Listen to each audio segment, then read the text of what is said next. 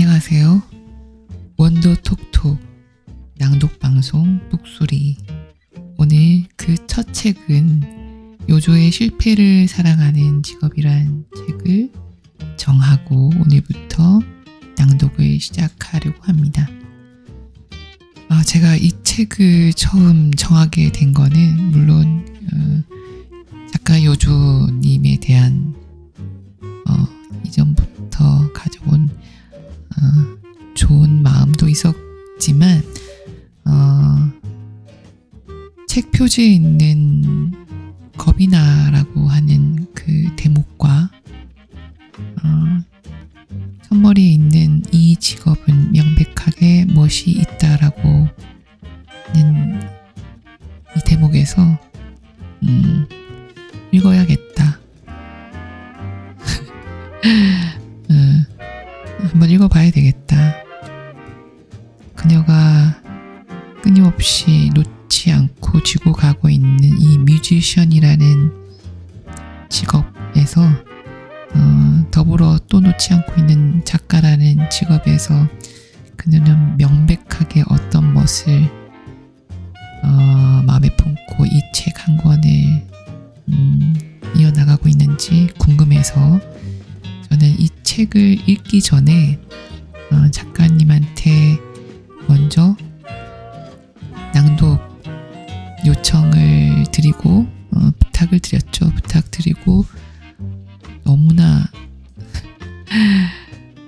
명쾌하게 편하고 자유롭게 해 주십시오. 감사드립니다. 라는 감사한 또 멘트를 주셔서 너무 기쁘게 이 책을 아주 잘 읽을게요. 읽으면서 그대로 여러분과 함께 이 시간을 좀 오래도록 간직했으면 좋겠습니다. 자, 그러면 지금부터 천천히 읽어 나가도록 하겠습니다. 건강하고 튼튼한 예술가가 되는 법. 어떻게든 더 예술가처럼 보이려고 안달복달하면서 20대를 보낸 것 같다는 생각이 든다. 다소 현실 감각이 떨어지고 한창 겉멋에 취하는 나이라고 느긋하게 봐줄 줄 아는 관용이 내게 없는 것은 아니지만, 그리고 그런 철없고 무모한 태도가 역설적으로 20대를 인생에서 가장 빛나는 시절로 만들어주는 거라고도 생각하지만, 아무리 그래도 자기 자신의 20대를 마냥 너그럽고 흐뭇하게 봐주는 건 여간 어려운 일이 아니다. 그럼에도 그 유치한 시절을 소환해 꼭 이야기하고 싶은 예술가가 있다. 지난 날을 빠르고 쌀쌀맞게 훑어보겠다. 나는 음악을 너무 사랑해서 번갈아 기타를 치며 노래하는 걸 즐기는 부모 밑에서 태어났다. 산울림과 유재하, 김정호와 장사익, 그리고 빅토르 최를 자주 들으며 자랐다. 노래라는 것을 한번 불러보자 싶은 호기가 생긴 것은 대학에 입학하고 나서의 일이다. 그때부터 뮤지션이 되고 싶다는 생각을 진지하게 하기 시작했다. 그 노력은 어떻게 하면 더 음악적 역량을 키울 수 있을지보다 어떻게 하면 음악하는 사람처럼 보일지를 더 치열하게 고민하는 쪽으로 향했다. 언제 어디서든 일단 예술가처럼 보이고 싶은 마음이 간절했다. 지하철 안에서도, 식당에서 밥을 먹고 있어도 누구든 날 딱 보면 세상에 예술하는 사람이로구나 하고 바로 알아차릴 수 있으면 좋겠다고 생각했다. 예술가란 모름지기 환상을 쫓는 나약하고 불안한 존재여야 한다고 20대의 나는 믿었다. 더 적극적으로 불안한 존재가 되기 위하여 일부러 내 몸 알기를 우습게 알았다. 아침에 일찍 일어나 규칙적으로 운동하고 영양제를 챙겨 먹고 미국 사람처럼 인사하는 사람들을 멀리했다.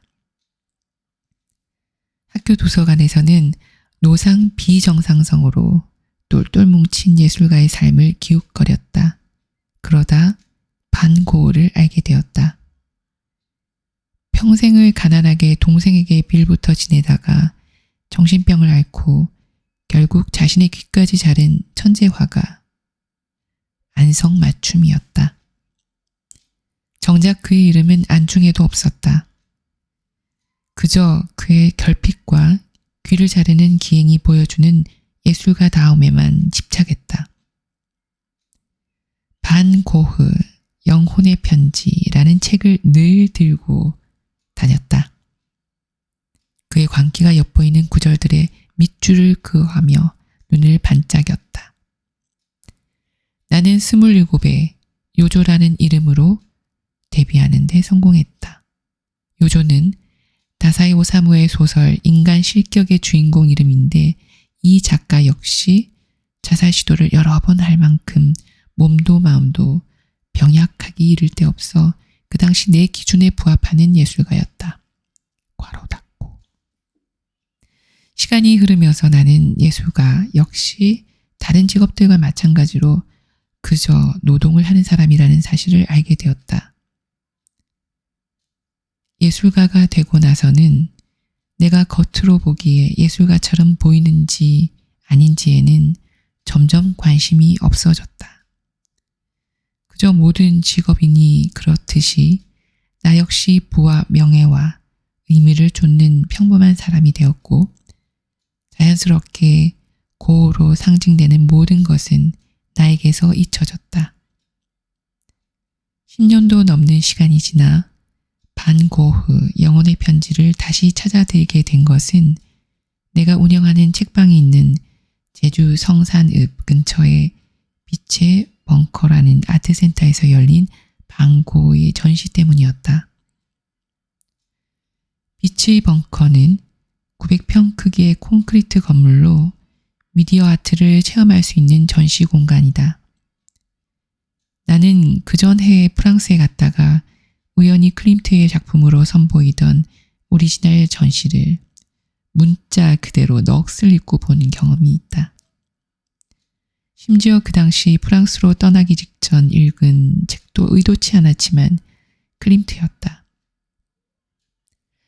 작가를 대충 알고 보는 전시와 많이 알고 보는 전시가 얼마나 다른지 나는 그때 제대로 알았다. 그때 이후로 나는 모든 전시를 보기 전에, 모든 여행을 떠나기 전에, 모든 모르는 사람을 만나기 전에, 모든 모르는 음식을 먹기 전에 미리 조금이라도 더 알아보려고 노력하는 사람이 되었다.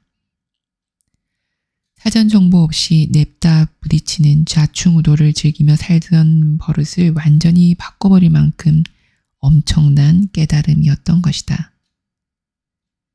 한국의 빛의 벙커에서 선보이는 반 고흐의 전시를 앞두고 반 고흐 영혼의 편지를 다시 읽은 것은 그러므로 당연한 절차였다. 그런데 오랜만에 다시 펼친 그 책 속에는 20대 시절 보았던 반 고흐와는 완전히 다른 사람이 있었다.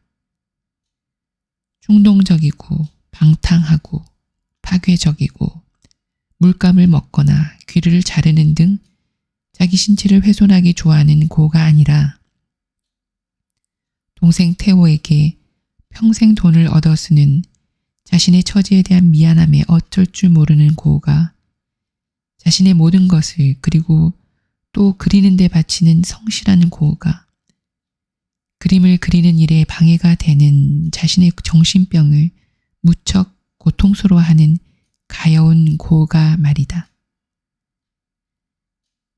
그 중에서도 예전에 내가 조금도 알아차리지 못했던 가장 놀라운 모습은 바로 자신의 예술을 확신시하는 고흐였다. 고흐는 테오에게 쓴 편지 속에서 이 그림 3점을 집에 두고 팔지 말라고, 시간이 지나면 500프랑의 가치를 갖게 될 거라고 말했다. 뿐만 아니라 자신의 그림의 가치를 훗날 다른 사람들이 알게 될 날이 올 거라는 말도, 이 시련을 계속 버텨낼 수만 있다면 언젠가는 승리할 것이라는 말도 했다. 지금은 온 세계가 사랑하는 예술가라는 사실이 분명하기 때문에 당연하게만 읽히는 이 문장들을 1800년대로 돌아가 꼬질꼬질하고 비루한 행색을 하고 있는 누군지도 모르는 어떤 예술가에게 직접 듣게 된다면 난 과연 그 말을 믿을 수 있을까? 그리고 그 시절 고우라면 과연 이렇게 말할 수 있을까? 매일 그리는데, 정말 매일같이 내 전부를 바쳐가면서 그리고 있는데 아무도 알아주지 않고 좋아해 주지도 않는 삶 속에서 이렇게 담대하게 확신할 수 있을까? 할 수 없다. 절대로 할 수 없다. 그것은 요조로 살고 있는 현재에 비추어 생각해도 마찬가지이다. 나는 단 한 사람의 악플에도 순순히 수긍하며 고개를 끄덕이기 때문이다. 당신의 음악이 구리다. 당신의 글이 구리다.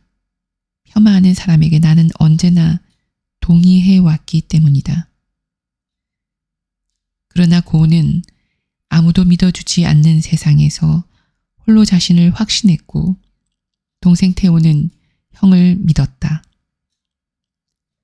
분명히 형은 생전에 성공을 거두게 될 거라고, 일부러 나서지 않더라도 그림들의 아름다움 때문에 형의 이름은 저절로 알려지게 될 거라고 태호는 답장했다.